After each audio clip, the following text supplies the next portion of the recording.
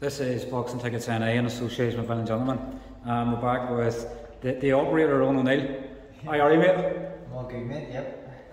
It's been a long time since we spoke, I think just over 4.5 months, 16th of May.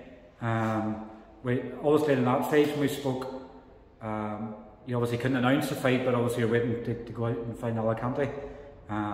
Definitely a man of sort of global trot at the moment. Your last two fights, Alicante and Luxembourg, does it probably feel a bit like you're back in the amateur days?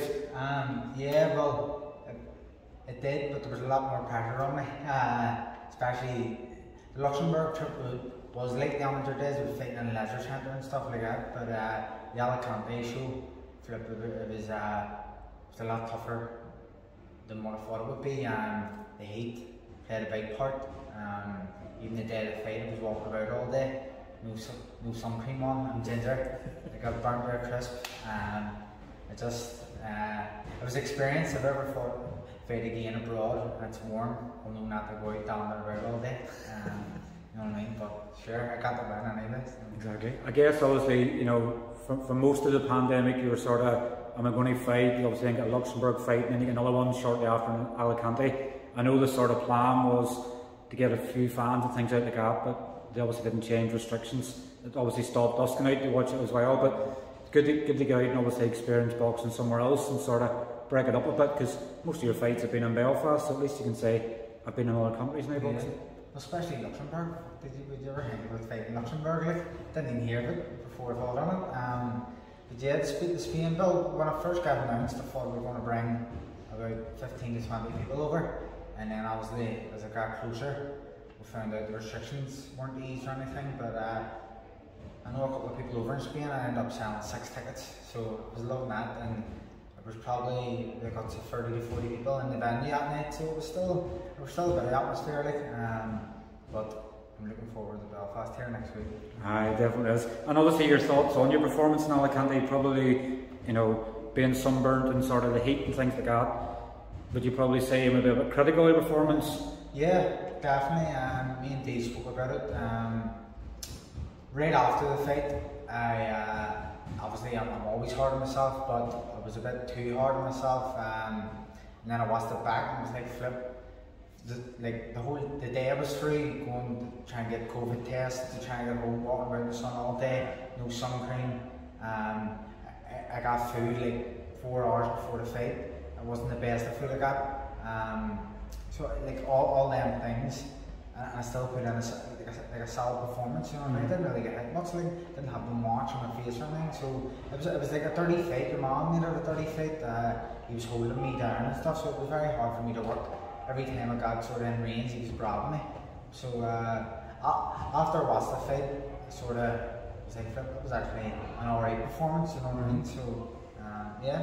No burgers this time before the fight then? No, that's what I'm saying. Even before that Spain trip, I was having burgers and all, just food wasn't the best. And this fight here, I'm looking forward to, after the weigh-in, going for a meat cheeky Nando's, and then somebody that night, Cliftonville that night as well. So I get to chill out my own comfort this time too, you know what I mean? Because it does make a difference, like, definitely. So you're going to Cliftonville and field game on Friday night then? Next Friday, aye. Sort of tee yourself up? Yep, definitely. Hopefully I'm slapping. Well, hopefully so. Obviously I don't think anybody likes Linfield nowadays, so obviously you're 6-0 since your debut in 2019. You know, it probably seems like a long time away ago now, considering we're probably the pandemic for about the last 1.5 years as well. And do you think it just over 2 years in a pro and you're still 6-0, you obviously must be proud of obviously how Boxing Ireland sort of brought you on?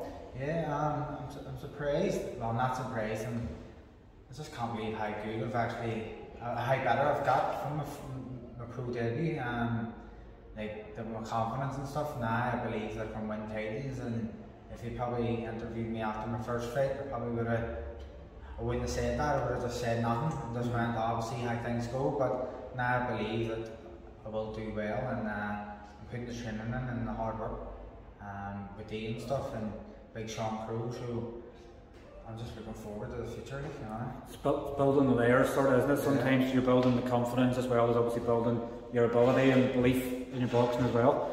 Is the weight sort of class, like I know initially you sort of maybe looked at coming down to 140, is that sort of changed now with bringing strength and conditioning on? Are you sort of looking at staying welter, super welter?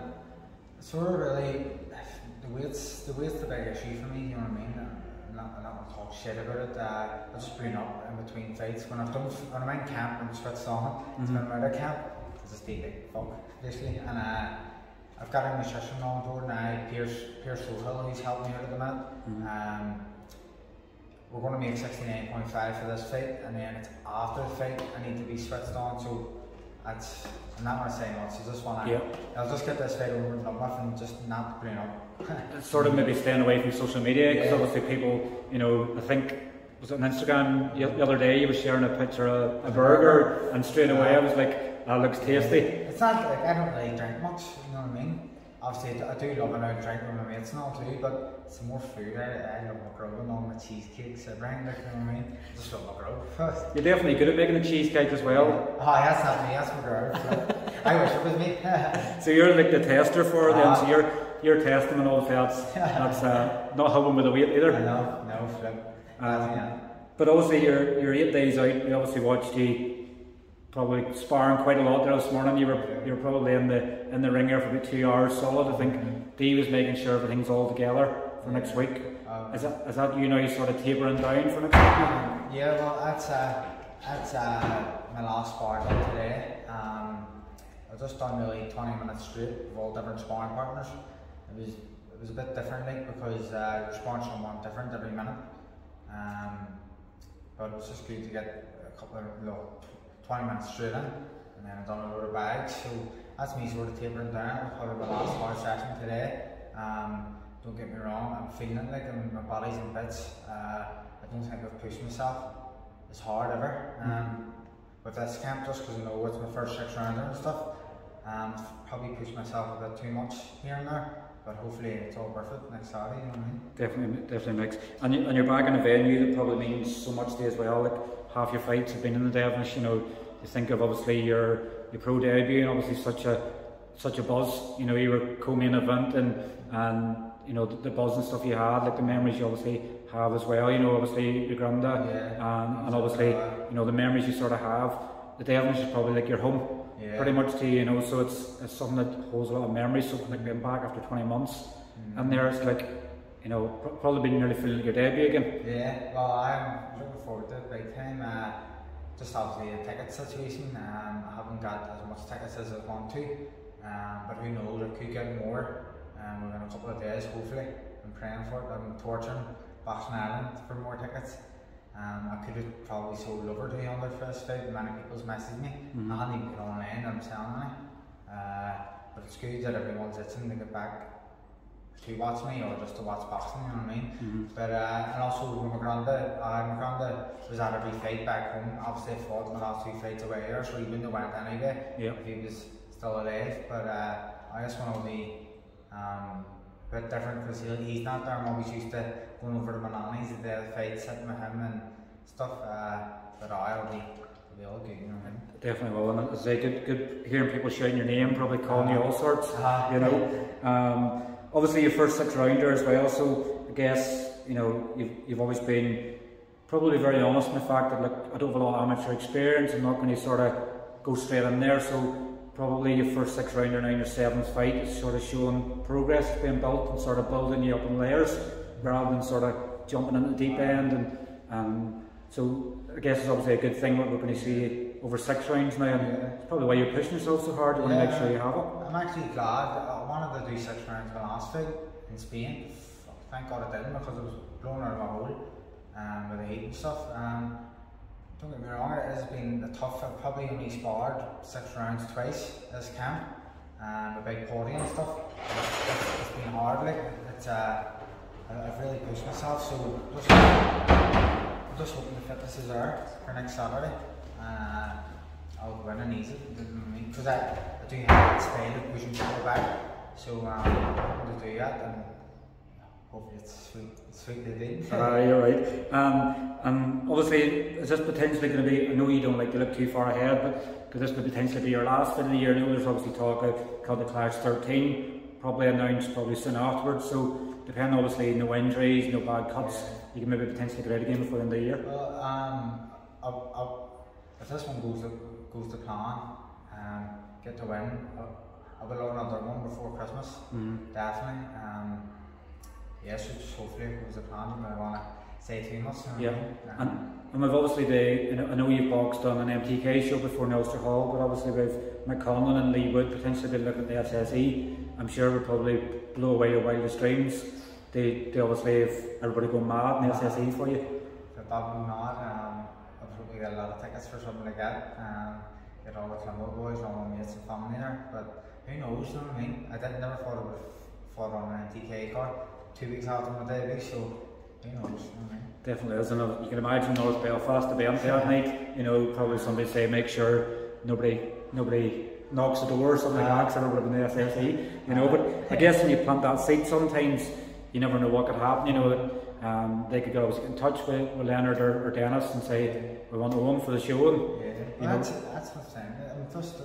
I've sort of got in the mindset there the last couple of weeks of just enjoying this here. Like at last fight camp in Spain, I didn't really enjoy it. I just like the fight week of going to Spain. Obviously, all the restrictions and all. It's a bit of a nightmare too. But like now, I'm living the dream of a professional boxer with 7th fight in front of Belfast, on the crowd again and my family and stuff. So there's a chance it could be main event as well, but I don't know yet. Hopefully I am in that 7th fight, main event with Ebony's.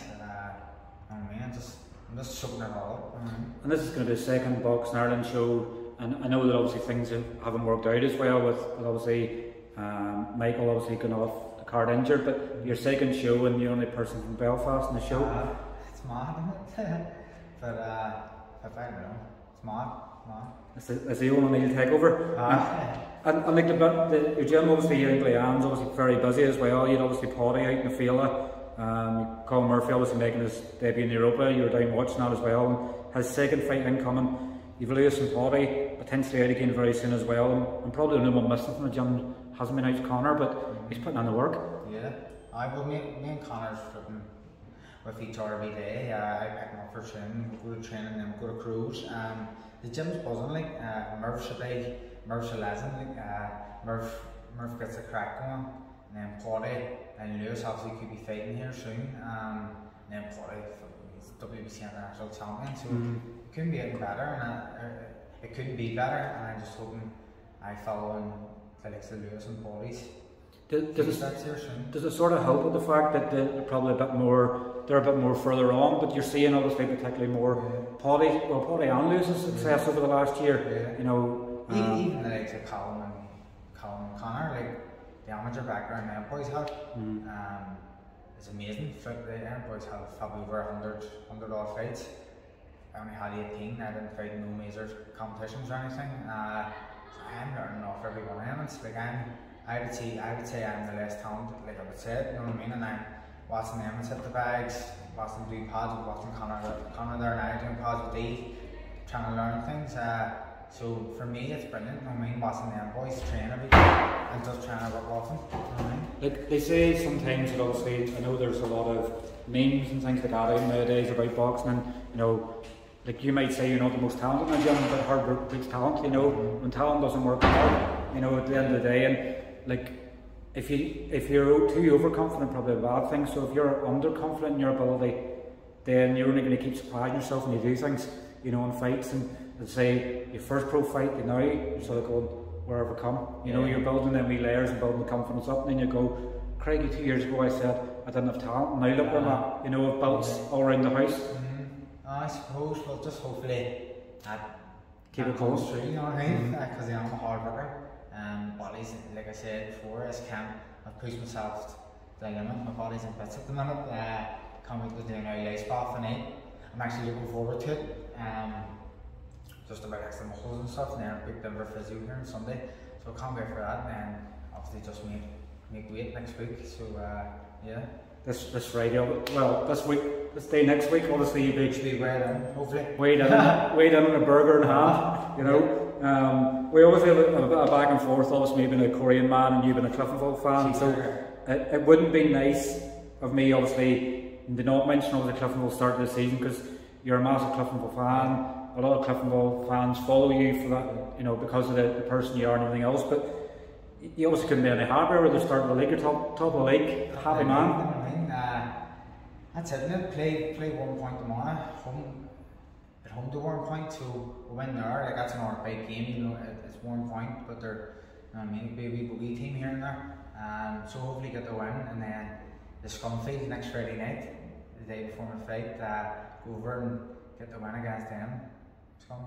Is that away at Windsor next weekend? Is it? Yeah, it's away at Windsor. And then obviously it's all the crowds. You know what I mean? You're like fans back at the matches too, so it's the first time going there for a long time. Like, you know what I mean, with full capacity of fans, and I think we're going to a big crowd too because we're top of the league. Would it be your first time there since we beat you in the Irish Cup final?